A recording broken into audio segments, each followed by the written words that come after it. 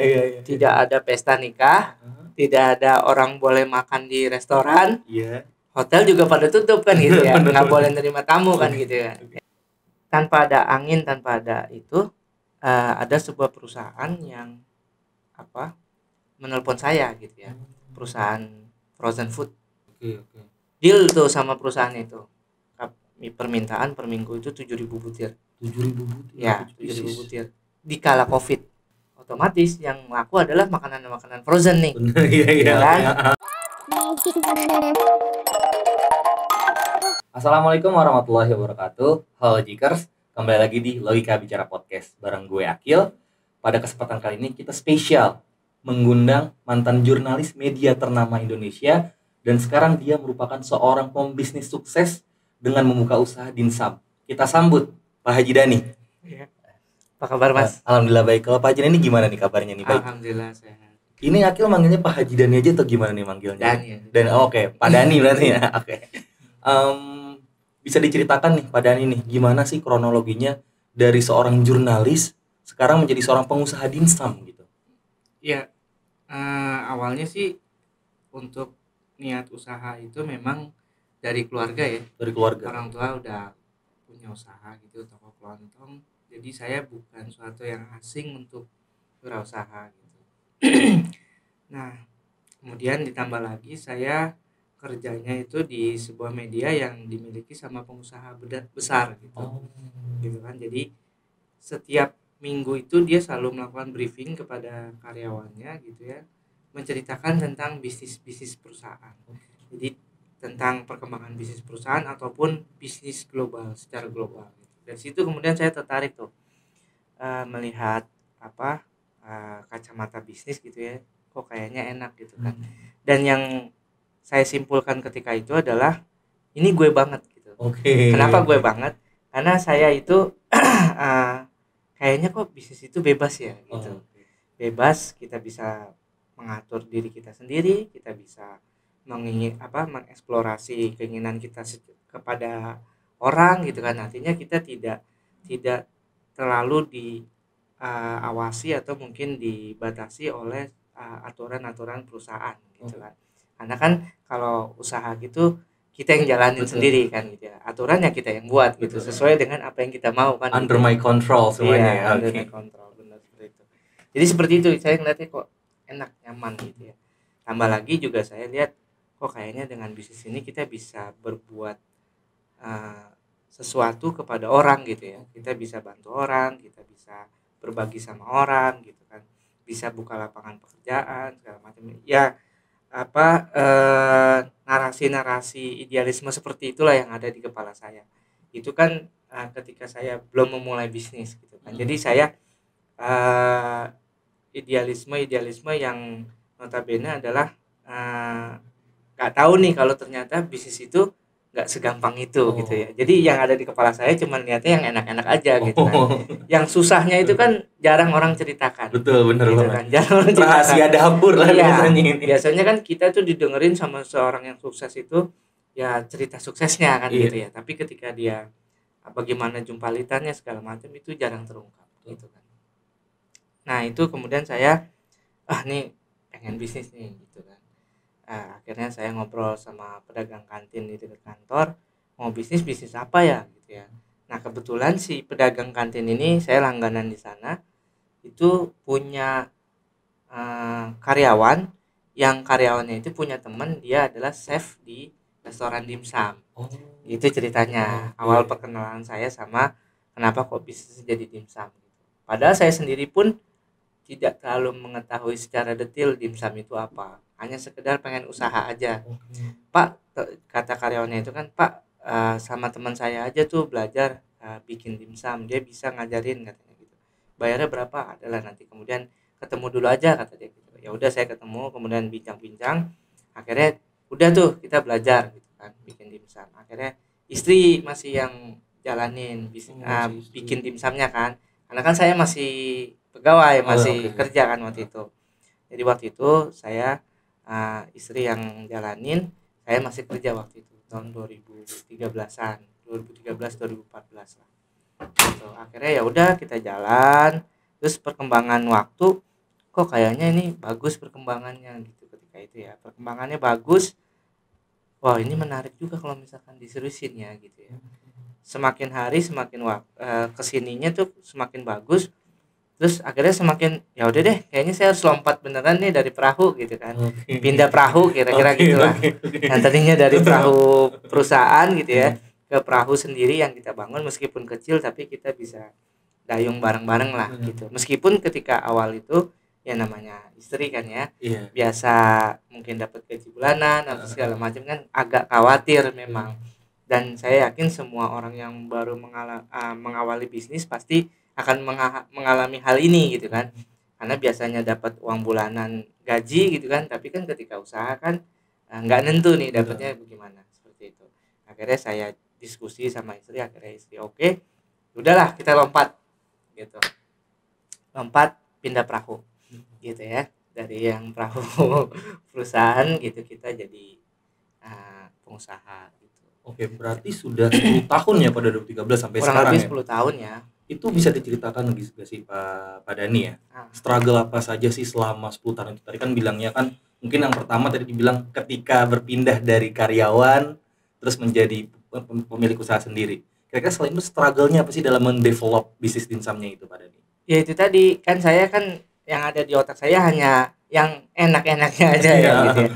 Ternyata ya ini mungkin dialami sama semua pebisnis pemula ya. Ketika itu saya baru tahu ya, jadi kalau saya bahasainnya tuh ombak di lautan itu nggak seindah ketika kita lihat dari pinggir laut gitu. Akhirnya ya karena udah komitmen bareng, makanya sebenarnya poinnya adalah komitmen antara si pelaku usaha. Kalau yang sudah punya pasangan ya sama pasangannya gitu, karena pasti namanya orang usaha itu akan ada badai gitu, nggak mungkin lancar-lancar aja, itu nggak mungkin gitu. Pasti akan ada badai gitu. Nah ketika ada badai itulah mental kita, komitmen kita untuk menjadi seorang pengusaha itu teruji di situ. Jadi ketika mendayung ke tengah lautan gitu ya, naik perahu baru gitu kan ya, ombaknya gede nih gitu kan, ya kita sama-sama saling survive lah, bagaimana caranya biar bisa selamat sampai ke tujuan kan gitu ya. Jadi memang kuncinya ketika itu saya salahnya adalah hanya modal nekat. Jadi modal nekat, ternyata nggak bisa juga dengan modal nekat gitu ya. Harus ada ilmunya. Bener. Segala sesuatu itu harus ada ilmunya, dan bisnis juga ada ilmunya. Jadi kalau kata guru saya itu, bisnis is a game gitu. Jadi bisnis itu sebuah permainan. Kalau lu mau menangin permainan, lu harus tahu dulu cara mainnya bagaimana, kan gitu ya logikanya. Kalau kita main sebuah game, kita nggak mungkin bisa menang kalau kita nggak tahu cara main game ini bagaimana gitu. Jadi lu ketahuin dulu nih cara main bisnis ini bagaimana gitu. Ada ilmunya. Itu nggak bisa cuman modal nekat. Akhirnya saya belajar. Saya berguru sama orang yang sudah sukses, saya datengin satu persatu, kemudian saya coaching segala macam. Dari situ kemudian saya dapat masukan, insight bagaimana cara ngadepinnya kalau begini, bagaimana cara ngembangin bisnis, bagaimana segala macam. Akhirnya dari situ ya kita pelan-pelan akhirnya ya sampai sekarang gitu. Selanjutnya nih Pak Dani nih, kan setiap bisnis itu punya segmen marketnya masing-masing ya. Kalau dari Pak Dani ini segmennya itu apa sih Pak? Jadi bisnis dimsum saya itu awalnya adalah retail. Saya buka retail, cuman di pertengahan jalan saya itu ikut kayak semacam kurasi lah ya, kurasi bisnis. Jadi kayak semacam seleksi bisnis lah gitu. Seleksi produk untuk sebuah catering. Jadi ada sebuah catering yang minta produk dari UMKM untuk dijadikan sebagai menu gubukan pesta. Pesta gitu. Saya maju nih karena produk saya dimsum kan salah satu menu yang diinginkan sama si catering tersebut. Ya nggak ada perasaan bagaimana, karena ya kita kan nyoba aja. Bismillah dulu ya. Pokoknya nyoba aja lah gitu kan. Akhirnya ternyata qadarullah atas izin Allah diterima gitu ya, diterima. Dimsumnya enak Pak, jadi kita terima. Gitu. Kita juga nggak tahu bagaimana bisnis catering itu berjalan kan. Artinya kita belum paham nih. Jadi saya harus bagaimana? Waktu itu awalnya kan saya tanya, ya pokoknya Bapak setiap standby aja, nanti kita akan pesen di Hamin 3 acara, pokoknya nanti pesanannya sekian berapa segala macam. Kita iyain aja kan. Ternyata catering ini lumayan besar ya, artinya rutinitas pembeliannya itu lumayan kenceng gitu ya, bahkan eh, pengiriman itu harus dari sebelum subuh udah dikirim gitu karena acaranya pagi gitu kan. Kan saya kaget ya, artinya kan tidak menyiapkan itu, tapi ternyata gurih banget gitu. Gurih dalam artian wah untungnya gede juga ya gitu ya, meskipun agak capek gitu ya, tapi ya namanya usaha kan semuanya capek. Akhirnya karena ngelihat ini gurih banget, saya berpikir kemudian, kenapa kita cuma satu catering ya? Siapa tahu catering-catering lain juga mengalami hal yang sama gitu kan. Dia butuh juga sama produk kita gitu. Saya berpikir seperti itu saat itu. Ya udah kita tawarin aja sama catering yang lain gitu kan. Sampailah kemudian akhirnya saya nawar-nawarin ke catering yang lain. Ada sekitar kerjasama itu di tahun sebelum Covid ya, cerita sebelum Covid itu saya sampai kerjasama sama catering itu mungkin sampai 20 sampai 30-an catering sejabodetabek. 20 sampai 30. Ya, 20 sampai 30 catering. Angka yang besar itu Iya. sampai kerja sama. Ini berarti B2B ya? B2B saya B2B. bisnisnya. Memang saya bisnisnya B2B. Oh, B2B. Oh, bukan jadi, langsung ke customer gitu enggak ya? Enggak. Oh. Jadi saya retailnya saya tinggalin. Setelah gurihnya di sini udah ketahuan, saya tinggalin retailnya. Saya bisnis B2B. Gitu. Oh, alah. Saya bisnis B2B ke catering itu. Kemudian saya berpikir lagi dari catering. Jangan-jangan bukan cuma catering nih, restoran kan juga butuh menu ya. Saya nawarin ke restoran gitu kan. Emang kalau pembisnis itu sekecil apapun peluang pasti langsung dihajar ya. Iya kan, ngelihat peluang, harus ngelihat peluang kan gitu kan. Awalnya saya nawarin ke restoran atau kafe teman saya, mau gitu, jalan lancar, oh berarti bisa nih gitu kan. Saya tawarin ke kafe-kafe, restoran. Ya akhirnya kerjasama juga sama beberapa kafe sama restoran. Ada yang masih berjalan sampai sekarang gitu. Nah, kemudian setelah catering dan kafe restoran, saya coba naik lagi. Jangan-jangan hotel juga butuh ya gitu ya. Nah, cuman saya kan nggak ngerti bisnisnya hotel bagaimana. Ternyata di hotel itu adalah bayarnya adalah tempo gitu. Jadi setelahnya berarti. Iya. Dan temponya itu kalau untuk ukuran UMKM luar biasa dahsyat gitu ya. 3 bulan, 2 bulan baru dibayar. Jadi saya nggak tahu waktu itu. Jadi main masukin aja. Oke.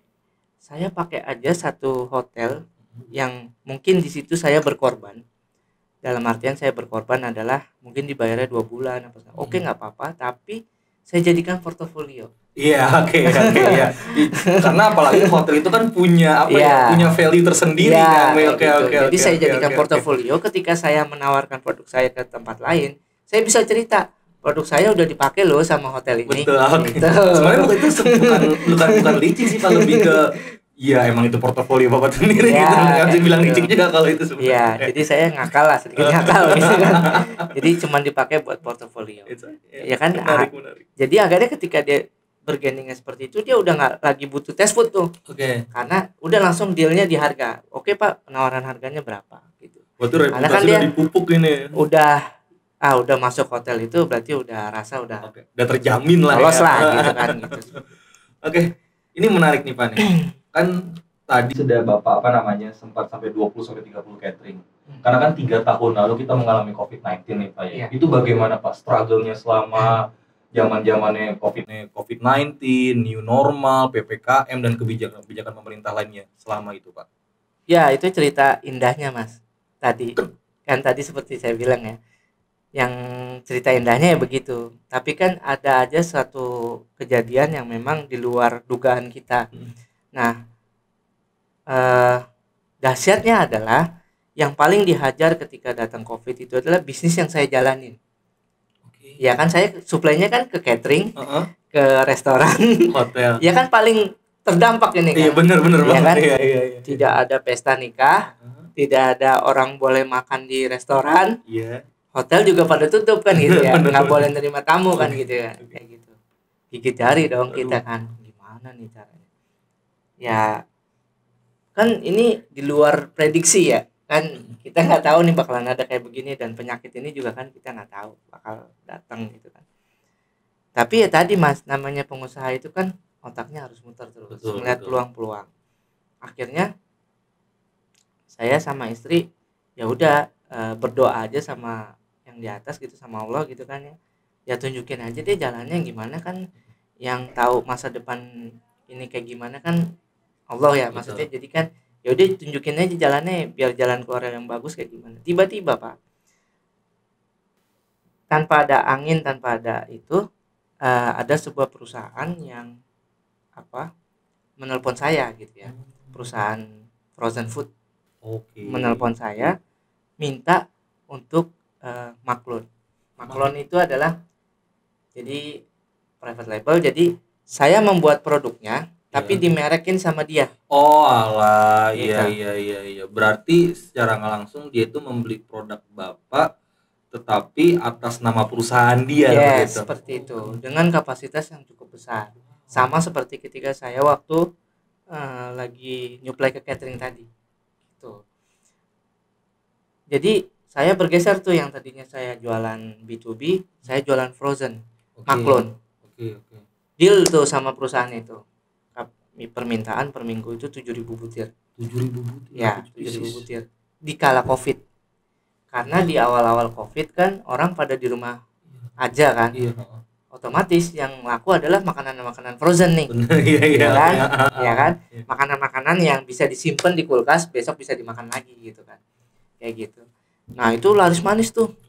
Laris manis di usaha frozen gitu. Saya supply ke situ, kemudian saya akhirnya juga masuk ke e-commerce, salah satu e-commerce frozen juga di sayurbox.com. Itu laris manis juga. Akhirnya saya mainin ke frozen jadinya bisnisnya itu ketika Covid. Nah, 1 tahun berjalan Covid itu masih bagus. Tapi masuki tahun kedua, napas customer ini udah mulai habis. Oh, juga mulai dompetnya udah mulai tipis kan. Iya. Karena kan ada ongkirnya juga. Artinya kan banyak PHK satu. Terus kemudian pemotongan dari kantor. Ya artinya secara kemampuan daya beli masyarakatnya jauh lebih turun gitu dibandingkan ketika awal-awal Covid. Otomatis yang dilakukan di masyarakat ketika itu adalah mereka bukan lagi menjadi konsumen, tapi dia adalah sebagai pelaku. Jadi karena orang banyak di PHK, orang banyak kekurangan pendapatan, dia otomatis cara survive-nya adalah menambah pendapatan dengan berwirausaha. Oke. Disitulah saya membaca peluang itu. Kemudian saya nawarin paket kewirausahaan. Open reseller gitu. Oke. Gitu. Jadi memang kita mesti jeli Mas kalau jadi usaha itu. Lihat yang perkembangannya apa. Banyak orang di PHK tapi kan mereka dapat duit pesangon misalkan gitu kan. Jadi kan atau mungkin pengurangan gaji lagi Covid itu kan kayak gitu. Jadi gue mesti nambahin pendapatan gue kayak gimana kan. Terus kan dia harus buka usaha dengan paket yang seminimal mungkin gitu kan. Ya udah buka reseller, akhirnya reseller juga jalan gitu. Ya bertahannya survive seperti itu kayak gitu. Berarti harus mencari peluang sekecil apapun ya Pak, walaupun dalam keadaan krisis. Sebagai seorang wirausahaan itu harus bisa gitu kita ya, bisa melihat peluangnya itu yang tadinya retailer, terus juga B2B ke catering, terus sekarang menjadi open reseller seperti itu. Mungkin Pak Haji Dhani bisa nih ngasih tips ke teman-teman Logikers yang baru ingin memulai usaha gitu. Kira-kira apa aja sih yang harus dipersiapkan begitu? Dan juga bagaimana memilih usaha yang tepat dengan ini kayaknya usaha gue banget deh gitu. Itu gimana tuh tips and tricks ke Logikers nih? Kalau usaha itu sebenarnya kan berangkat dari kemauan dan juga apa yang ada di dalam diri si calon pengusaha itu ya. Satu hal yang mesti dipahami adalah adanya persetujuan dari orang terdekat, siapapun itu. Itu hal penting. Kenapa? Karena ketika tadi yang seperti saya ceritakan ada badai, ada orang yang support kita. Oke. Baik itu secara moral ataupun ya kalau orang yang sudah menikah sama istrinya, kalau yang belum menikah sama orang tuanya gitu ya. Pokoknya ada support lah sama orang-orang terdekatnya. Kalau misalkan sudah ada support, ada memang backup, dirasa aman gitu ya. Jadi kita nggak merasa sendirian. Baru kemudian tahap berikutnya adalah kita harus memahami mindset soal bisnis. Gitu. Karena kan kebanyakan orang siap untuk untung tapi nggak siap untuk rugi. Oke. Gitu. Jadi mindset bisnisnya itu harus dipahami. Bagaimana cara memahamin mindset? Ya kita datengin guru gitu ya. Berarti memang nggak boleh ragu buat bertanya gitu ya. Iya, kita datang ke orang-orang yang memang sukses gitu, yang udah pernah jalanin bisnis dan berhasil. Datang aja, kita mau kayak gini cerita segala macam, setidaknya sharing, nanti di situ akan ada jalan keluar. Berguru kembali berarti ya dengan orang yang berpengalaman yang sudah terjun duluan lah kasarnya begitu. Sebenarnya kita bukanya itu lebih kepada marketplace. Marketplace. Kita buka di marketplace, silakan aja kunjungi di Dimsum Haji Dhani, di Tokopedia dan Shopee. Kalau misalkan Instagram kita ada di Dimsum Haji Dhani Pusat. Oke. Mungkin nanti ini ya bisa cek di bawah di bio ya kan. Dan mungkin itu sekian dulu untuk hari ini Pak Haji Dhani ya. Terima kasih insight-nya juga masukan-masukannya terkait bisnis. Mungkin kita akan berbincang-bincang kembali di next episode ya. Oke. Sekian dari gue Akil. Sampai ketemu di episode selanjutnya. Jangan lupa untuk like, comment, dan subscribe. Wassalamualaikum warahmatullahi wabarakatuh. Waalaikumsalam.